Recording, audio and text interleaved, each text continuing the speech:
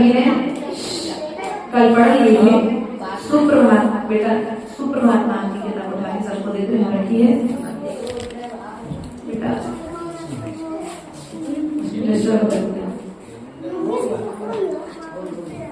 पीछे सब बेटा थोड़े बच्चों को थोड़ा पीछे ले लो, आप लोग पीछे हो जाओ। यहीं बैठ जाओ, क्या यहीं बैठ जाना। चलिए प्रारंभ करें। तीसरा काव्य पहुंच निकल गया आपका। बुद्ध्या बुद्ध्या विनापि बुद्ध्या विनापि विबुधार्चित पाद पीठ। बुद्ध्या विनापि विबुधार्चित पाद पीठ। समुद्यत मतिर विगतत त्रपोहम बालम विहाय जल संस्थित्य बिंदु बिंब मन्या कैक्षति कह इच्छति जना सहसा ग्रहीतुम। बुद्ध्या विनापि विबुधार्चित पाद पीठ।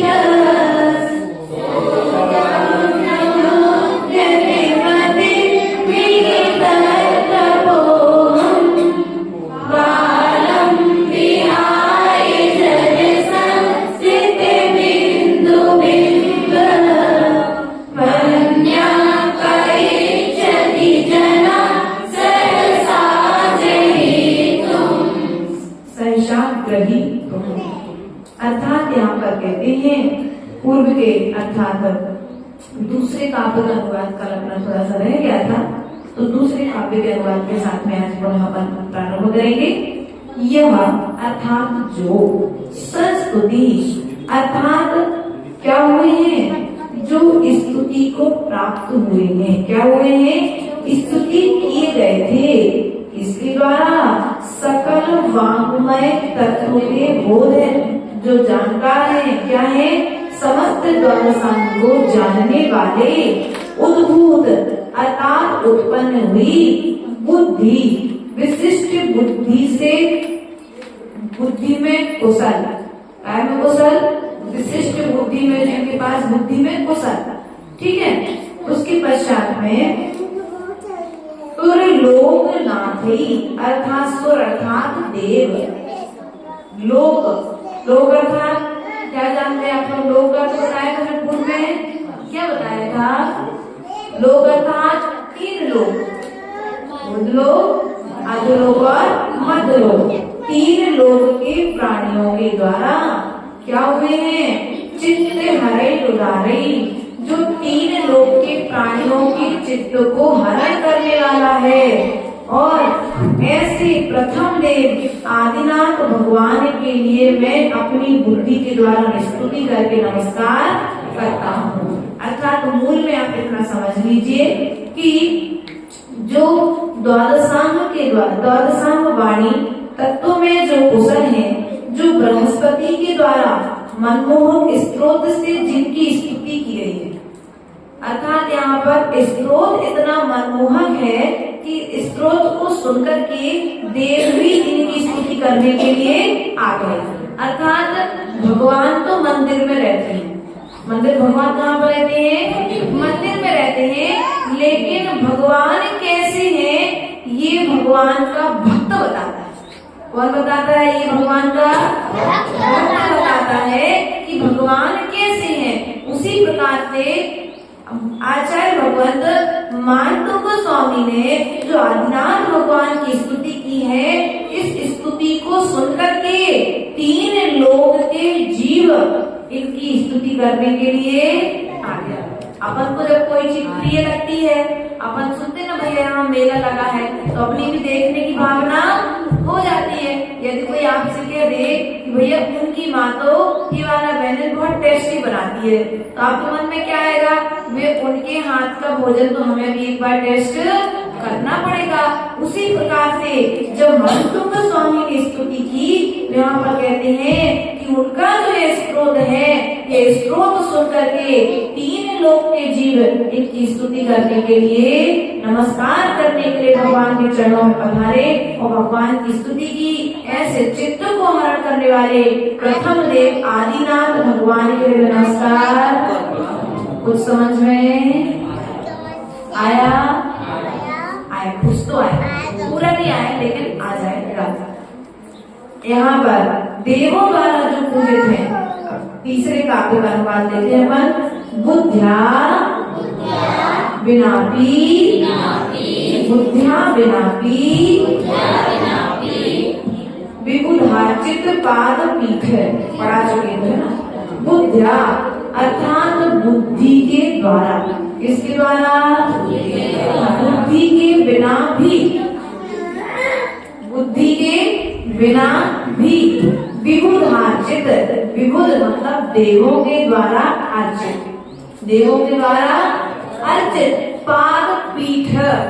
पाद पीठ किसे कहते पता है? प्रभु के बैठने का आसन, सिंहासन को पाद पीठ बोलते हैं। जैसे गुरु जिस आसन पर बैठ गए, सिंहासन जैसे गुरुदेव का है, भगवान का आसन है, तो उस पाद पीठ की पूजा करने के लिए स्वर्ग के देव आते हैं। विबुधार्चित, बुद्धि के बिना भी देवों के द्वारा अर्चित, जिनकी पाद पीठ है अर्थात बैठने का आसन, सिंहासन की पूजा अर्थात जिनका आसन देवों के द्वारा अर्चित है। स्तोताम अर्थात यहाँ पर कहते हैं स्तुति करने के लिए, क्या करने के लिए? स्तुति करने के लिए मैं तैयार हुआ हूँ। कैसे भगवान की स्तुति करने के लिए तैयार हुआ हूँ? जिनके पाद पीठ की पूजा देवता करते हैं, ऐसे भगवान आदिनाथ की स्तुति करने के लिए मैं तैयार हुआ हूँ। समुद्यत अर्थात तैयार हुआ हूँ। मतिर विगतत्र को हम, मतिर को हम अर्थात लज्जा रहित, अहम मतलब मैं, क्या? मैं लज्जा रहित होकर के, क्या होकर के? मैं लज्जा रहित होकर के कम बुद्धि वाला भगवान की स्तुति करने के लिए तैयार। अपन सामान्य भाषा में कहते हैं लज्जा मतलब शर्म, लज्जा मतलब शर्म, कोई दिक्कत नहीं बेटा। अर्थात देखो इनको लज्जा भी नहीं आती, कहते ना इनको शर्म नहीं आती। बड़ों के सामने कैसे बोलना, कैसे बैठना, कैसे पहनना, कैसे खाना, बिल्कुल शर्म नहीं आती, बिल्कुल लज्जा।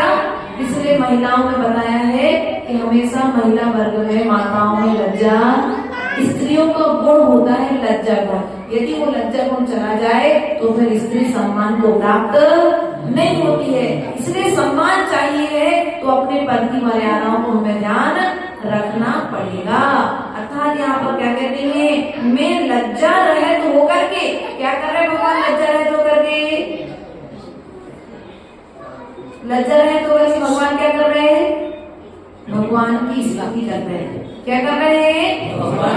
हमें धर्म करने में तो शर्म आती है, लेकिन कर्म करने में शर्म नहीं आती है। लेकिन भगवान कह रहे हैं हमें धर्म करने में लज्जा नहीं आ रही, मैं अच्छा काम कर रहा हूँ ना, इसलिए कोई कुछ भी कहे मुझे इसमें कोई डर की बात, शर्म की बात नहीं है। इसलिए मैं लज्जा रहित होकर के उन आदिनाथ भगवान की स्तुति करता हूँ, जिनके सिंहासन की पूजा करने के लिए स्वर्ग से देव पधारे। किस प्रकार से करता हूँ स्तुति? जिस प्रकार से बालम बिहाय जल संस्कृत बिंदु में, अर्थात बालक, कौन? बालक को छोड़कर अन्य कौन मनुष्य बिना विचारे ही किसको?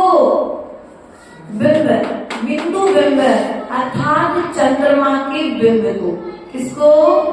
चंद्रमा का बिंब, बिना विहार का जल में स्थित, संस्थित मतलब जल में स्थित, मन्या का इच्छित जना, जना यानी मनुष्य, मन में मन्य अर्थात अन्य कौन है, कहा इच्छति क्या इच्छा नहीं करता है, जल में स्थित चंद्र बिंब को देख करके बालक के सिवाय क्या अन्य कोई पुरुष उसे पकड़ने की चेष्टा नहीं करता है, अर्थात करता है।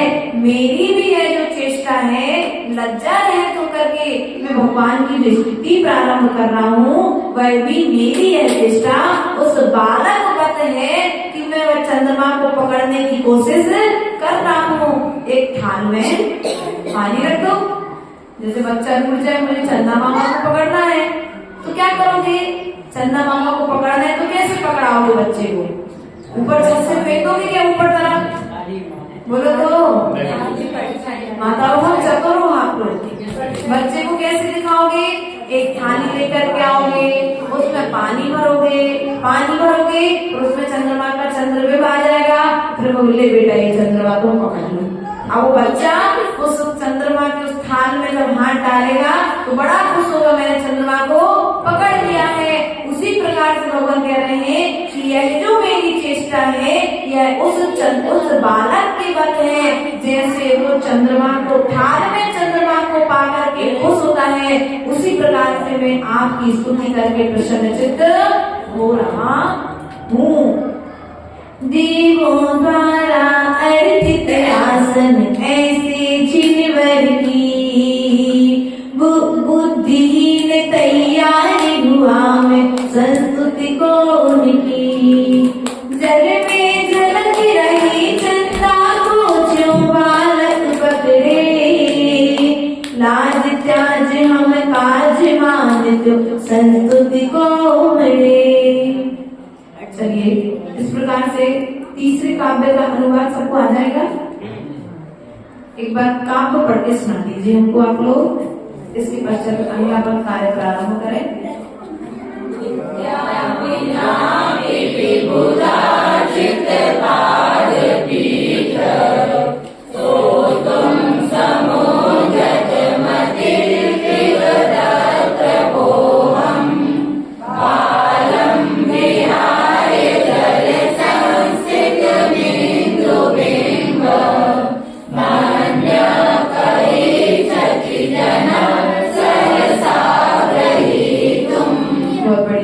चलिए अब अपन मोड की ओर ध्यान देंगे, केवल थोड़ा सा ऐसा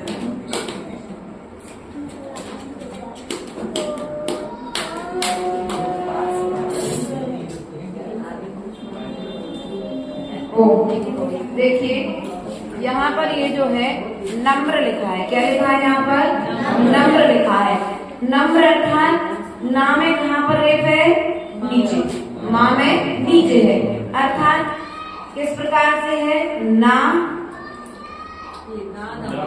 ना माँ और रा, अर्थात अगर मध्य में स्वर रहित तो व्यंजन आएगा, स्वर रहित अर्थात आ ई उ ए आई आदि से रहित यदि व्यंजन मध्य में आएगा तो पूर्व वाला उसके पीछे वाला जो पूर्व वाला रा है वो आगे वाले के साथ जुड़ जाएगा, अर्थात नीचे जाकर भी विराजमान हो जाएगा, तो शब्द बन जाएगा क्या, नम्र। फिर यहाँ पर बनता है प्रेम, व्रत, घ्रम, ग्रह, क्रम और द्रव्य। ठीक, कुछ समझ में आया। अर्थात जहाँ पर जैसे द्रव्य जो था, द्रव्य का दा आधा था, कैसा था द्रव्य का दा, द्रव्य का दा कैसा था, ऐसा था, कैसा था, ये मात्र आधा था, लंगड़ा था। लेकिन रा ने आकर के क्या किया, भैया तुम चिंता मत करो, हम आपके पास आकर के बैठ जाएंगे तो आप अपनी ताकत डबल हो जाएगी। यदि कोई कमजोर है तो उसको सहारा देने के लिए क्या करना चाहिए, हमें सहयोग करना चाहिए। ये पाठ तो हमें ग्रंथों के साथ साथ हमारी व्याकरण भी हमें सिखाती है। उसने देखो जैसे यहाँ जाकर के जुड़ गई तो क्या हुआ, द्रव्य हो गया, एक नए शब्द का निर्माण हो गया, बोलने में हमारे लिए आसानी हो गई। उसी प्रकार से भ्रम, क्या शब्द आया है यहाँ पर, भाग कैसा था, आधा था, भाग कैसा था, आधा था। रहने का हम आ जाते भैया तुम्हारे पास। अब रा के अलावा कोई शब्द आएगा तो कैसे बैठेगा? तो देखो यहाँ पर मात्र रा की व्यवस्था हम बता रहे हैं आपको। अभी किसकी व्यवस्था बता रहे हैं? मात्र एक व्यंजन की व्यवस्था बता रहे हैं जो स्वर सहित है। तो ये रा जाकर के कहाँ बैठेगा? नीचे। कहाँ जाकर के बैठेगा? नीचे जाकर के बैठ जाएगा। तो भ्रम है, भ्रमर है, आदि आदि शब्द आ जाते हैं। उसके पश्चात में द्रव्य शब्द हो गया। अर्थात अब ध्यान रखना, यदि हम आपको दे दें कि इस शब्द का विश्लेषण करके बताओ तो कैसे करोगे? रा प्लस रा प्लस रा प्लस रा। ठीक, इस प्रकार इसका विश्लेषण होगा। इसके पश्चात में एक शब्द आता है, अपन लिखते हैं धर्म। यहाँ पर तो हमने पूर्व लिखा है। अब पा में क्या है? उसे जरूरत नहीं है। क्या है?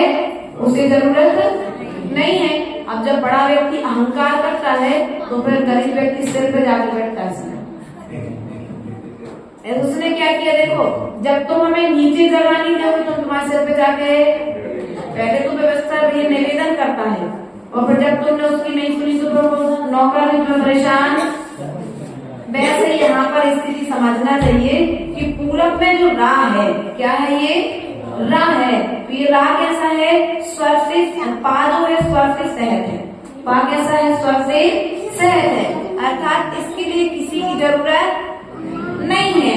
लेकिन अब पीछे वाला था तो भैया कहाँ जाए हम? तुम्हें जरूरत नहीं है हमारी, तो हम आपके पीछे जो पूर्व वाला शब्द उसके ऊपर जाकर के ऊपर जाकर, इसलिए वो कहाँ पर जाकर बैठा? सिर पर। कहाँ पे जाकर बैठा?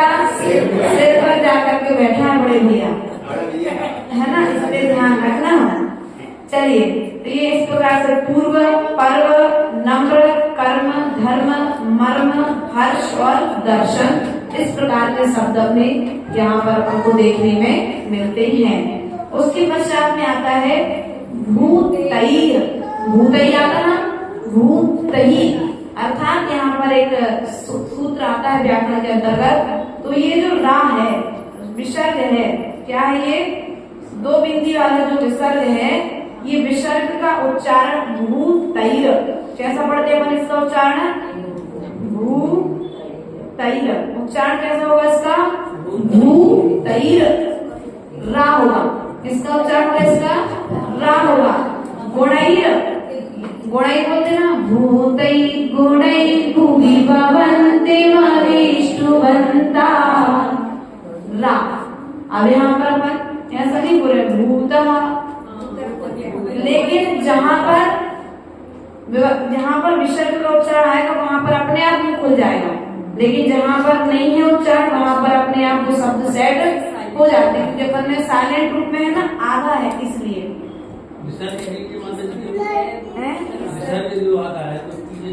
ये क्या होता है? व्याकरण में एक सूत्र आता है, सा विसर्ग जो है रा और सा, संतोष वाला सा, इन दो वर्णों के लिए 136 नंबर के बाद यह आसपास सूत्र आता है कि विसर्ग के लिए रा आदेश होता है और कहीं कहीं पर रा के लिए विसर्ग आदेश हो जाता है। ऐसा जब व्याकरण में शब्द हल करने बैठते हैं तो मिल जाता है अपने लिए। इसलिए ये गूढ़ बातें हैं जो अपने लिए याद रखने योग्य हैं। उसके पश्चात में अपन जैसे एक आध शब्द पढ़ेंगे। कौन सा शब्द पढ़े? जैसे जना, जना जैसे आया। अब यहाँ पर अपने आप हा का उच्चारण हो रहा है, जना, जना। सहसा जिनेन्द्र हो रहा ना, तो विसर्ग का उच्चारण क्या हो रहा है? हा भी होता है। अब यहाँ पर शब्द आया सा, सा तो संतोष। जीभ जाकर कहाँ लगी? दांत पे, अर्थात दंती सा है। कौन सा सा है ये? दंती सा है। बोलो शक्कर, शक्कर। अर्थात कहाँ पर जाकर के लगी जीभ? तालु में। कौन सा सा है ये? तालव्य सा है। और मूढ़न, षटकोण, षटकोण। नीचे भी लगी जीभ और ऊपर भी लगी, अर्थात मूर्धन्य शाय कहलाता है। यहाँ पर आ ई उ ए और ओ औ। ये क्या है? ये स्वर है। इन स्वरों का प्रयोग प्राय करके यहाँ पर देखा जाता है ऐसा पल को। अब यहाँ पर शब्द आया पंख। कौन सा ऊपर वाला डिलीट कर दे?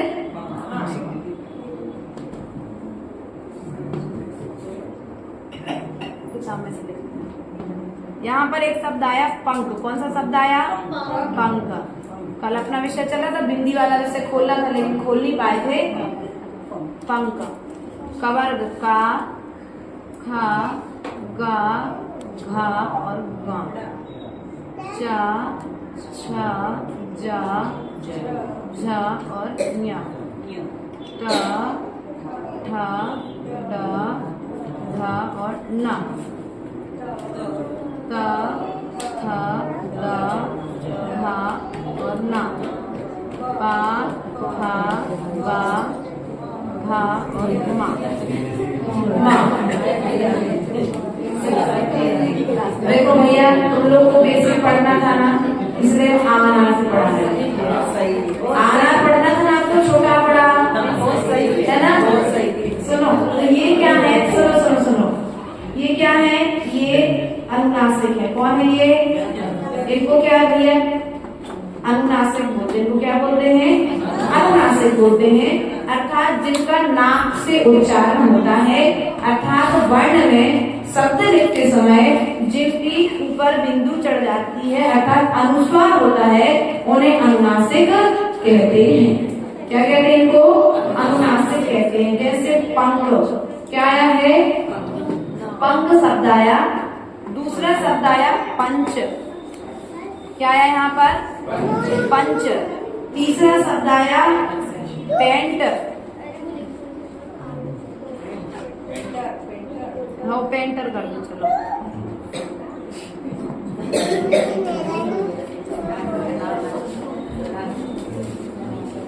पेंटर। तीसरा चौथा शब्द आया पथ।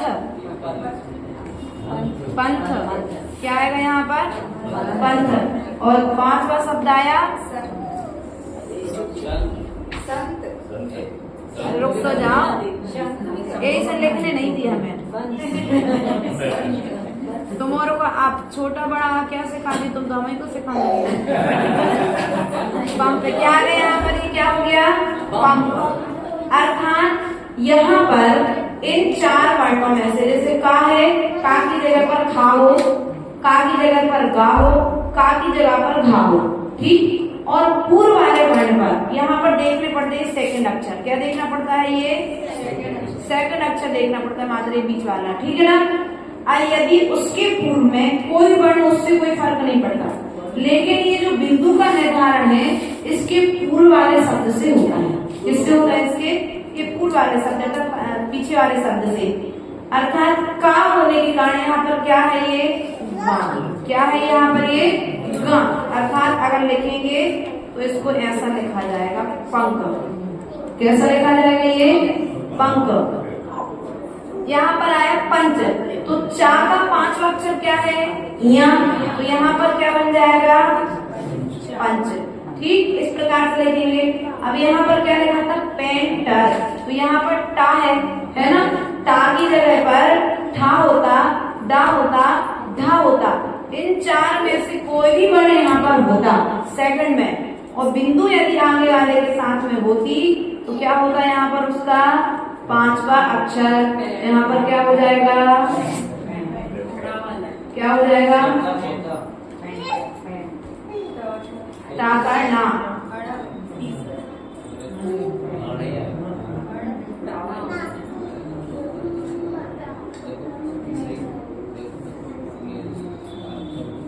ठीक है ना? इस प्रकार से ना, नमो वाला ना, ठीक है ना। उसके पश्चात में एक शब्द आया अपना पंथ। कौन सा शब्द आया? पंथ। तो पंथ में अब हमको क्या देखना है?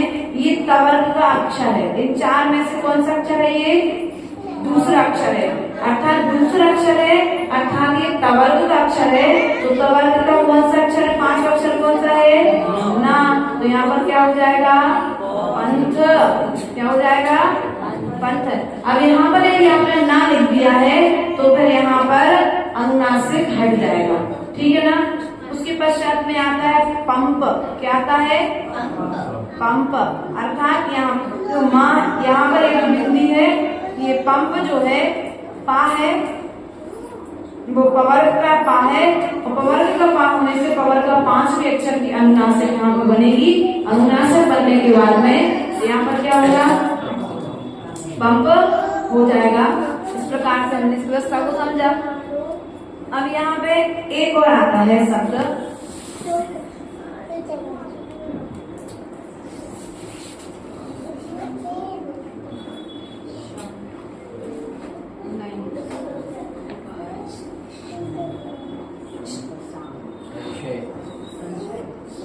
हाँ वैसा ले लो, ठीक है ना। संशय शब्द आया। संशय शब्द में तो अब यहाँ पर कोई भी बनता नहीं है संशय, तो यहाँ पर क्या होगा? तो यहाँ पर कहते हैं यहाँ पर ना होगा। क्या होगा? यहाँ पर ना होगा। यहाँ पर बताया स सा और हा के पूर्व अनुनासिक ना व मा उच्चारण होता है, ऐसा समझना चाहिए। यदि कहीं पर ऐसे शब्द है संशय है, और भी बहुत सारे शब्द मिलेंगे, तो अपन को वहां पर उच्चारण क्या करना है? सा शा सा और हा के साथ में ना और मा रूप में उसका उच्चारण होगा, ऐसा अपन को जानना चाहिए। अब यहाँ पर एक शब्द हो रहा है, जैसे आया कर तुम। क्या आया शब्द? कर।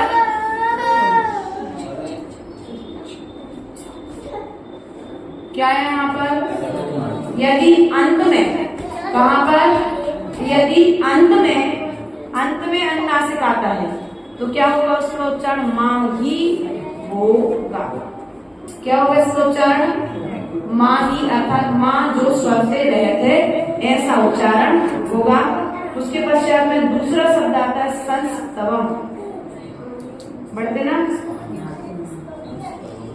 संस्तवम। संस्तवम का पढ़ते ना। संस्तवम में क्या है? यहाँ पर ये माँ बंद हो जाएगा, तो क्या हो जाएगा? संस्तवम, ठीक है ना। समझ में आई कुछ बात?